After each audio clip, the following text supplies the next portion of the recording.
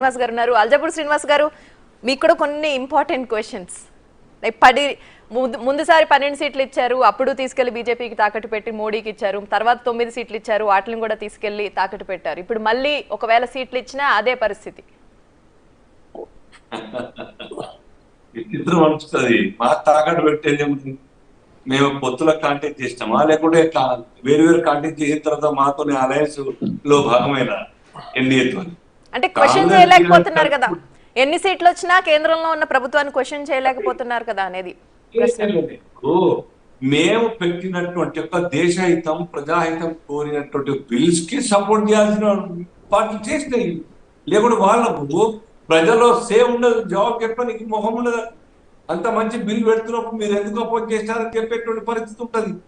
కాబట్టి ఇదంతా కూడా కాంగ్రెస్ బీఆర్ఎస్ రెండు దొందే, రెండు కూడా అబద్ధాల పుట్ట. ఆ పార్టీలన్నీ కూడాను బీఆర్ఎస్ పార్టీ ఏ ప్రామిసెస్ చేసి అధికారానికి వచ్చి ఆ ప్రామిసెస్ ఫుల్ఫిల్ చేయకుండా ప్రజల్ని దగా చేసిందో, సేమ్ ప్రామిస్ అంతకన్నా ఒక మెట్టి ఎక్కువ ప్రామిస్ చేసి సీఎం కేసీఆర్ మాట్లాడుతూ, శ్రీనివాస్ గారు నిన్న సీఎం కేసీఆర్ మాట్లాడుతూ రుణమాఫీ సాధ్యం కాదు అంటున్నారు. మీరు కూడా బీజేపీ స్టాండ్ కూడా అదేనా? ఆర్బీఐ చెప్పినట్టుగా నిజంగా రుణమాఫీ సాధ్యమయ్యే ఛాన్సెస్ లేదు, దీనిపైనే అసెంబ్లీలో క్వశ్చన్ చేస్తామంటున్నారు. పైగా మేమున్నప్పుడే బీఆర్ఎస్ ఉన్నప్పుడే ఏం చేయలేకపోయింది మీ బీజేపీ, ఇప్పుడు కాంగ్రెస్ ఉండగా ఇంకా రాష్ట్రానికి ఏం చేస్తుందని కూడా అంటున్నారు. నైన్త్ నాడే ఒకటే స్ట్రోక్ తోని బ్యాంకర్స్ ని ఒప్పించి గవర్నమెంట్ టేక్ ఓవర్ చేస్తాం లోన్ అని చెప్పి ప్రామిస్ చేసి నైన్త్ నాడు అనౌన్స్ చేసి మాఫీ చేస్తా అని చెప్పిన రేవంత్ రెడ్డి గారు. నాట్ ఓన్లీ రేవంత్ రెడ్డి, కాంగ్రెస్ పార్టీకి బ్యాంకర్స్ కావాలి, కాంగ్రెస్ పార్టీ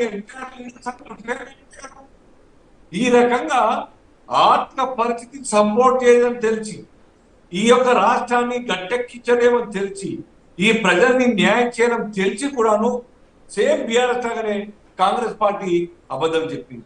ఇవాళ మీ గనక నిజంగా కూడా కాదు, ఈ రాష్ట్రంలో జరుగుతున్నట్టు ఆన్ గోయింగ్ ప్రాజెక్ట్స్ మీకు క్లారిటీ లేదు, రైతు బంధు గురించి మాట్లాడతలేరు, లేదా మిగతా ఆన్ గోయింగ్ ప్రాజెక్ట్స్ కన్స్ట్రక్షన్స్ మిగతా కాంట్రాక్ట్లు అన్ని కూడా వాటి మీద మాట్లాడతలేరు, కళ్యాణ లక్ష్మి గురించి మాట్లాడతలేరు. అవన్నీ పోని ఏదైనా స్కీమ్ కు ఖర్చు చేయాల్సి వస్తే అంతకు ముందు ఈ రాష్ట్రంలో ఇవ్వాల్సినటువంటి పేమెంట్స్ ఫస్ట్ క్లియర్ చేయండి. 35-40 వేల కోట్ల రూపాయలు బకాయిలు ఉన్నాయి. ఎంప్లాయీస్ కావచ్చు, కాంట్రాక్ట్ ట్యూషన్ ఫీజులు కావచ్చు, లేకుంటే కాంట్రాక్టర్ పేమెంట్స్ కావచ్చు, లేకుంటే హోంగార్డ్ కావచ్చు, లేకుంటే నర్సులకు కావచ్చు, ఎన్ఎంఎల్ కావచ్చు, అనేక మందికి ఇవ్వాలని కూడాను శాలరీస్ రూపంలో ఇవ్వాల్సిన ఉంటాయి. అవి క్లియర్ అయిన తర్వాత మీ దగ్గర మిగిలితే మీరు ప్రామిసెస్ కోసం ప్రయత్నం చేయండి. అవి లేకనే కదా మీరు 1300 కోట్ల రూపాయలు వచ్చి 15 రోజుల లోన్ తీసుకున్నాను.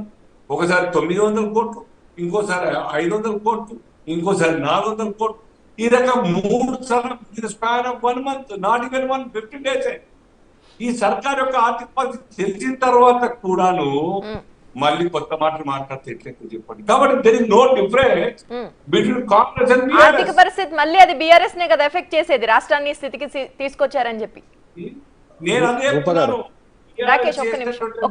దారిలోనే ఈ కాంగ్రెస్ పార్టీ నడుస్తా ఉన్నది, మోసం చేస్తా ఉన్నది. 2 లక్షల రూపాయలు మాఫీ అంటే సుమారు 32 నుంచి 35 వేల కోట్ల రూపాయలు మాఫీ అవుతుంది. దాని తర్వాత ఈ యొక్క రాష్ట్రంలో రైతు బంధు 1000 ఎకరాలు ఉన్న వ్యక్తికి కూడా రైతు బంధు ఇచ్చిన గత సర్కార్. మీ క్లారిటీ లేదు దాని మీద ఎంతమందికి ఇవ్వబోతా ఉన్నారు మీరు, ఎన్ని ఎకరాలకు ఇవ్వబోతా ఉన్నారు మీరు.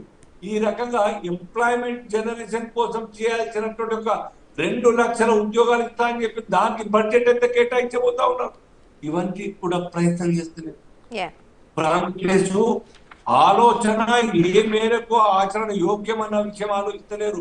ఆ హౌస్ లో కూర్చుంటే కదా, ఆ మంత్రాలయంలో కూర్చొని ఏ మేరకు మేము చేయగలుగుతాం న్యాయం అనే విషయం ఆలోచించక రోజు లేవగానే మైక్ పట్టి టీవీల కోసం తిరుగుతా ఉంటే ఎట్లా న్యాయం చేస్తుంది చెప్పండి.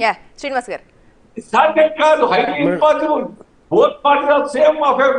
కాంగ్రెస్ పార్టీ సమాధానం చెప్తుంది దీనికి. అందుకని ముందు వేణుగోపాల్ రెడ్డి గారు, సో ఈ రోజు సభ మొత్తాన్ని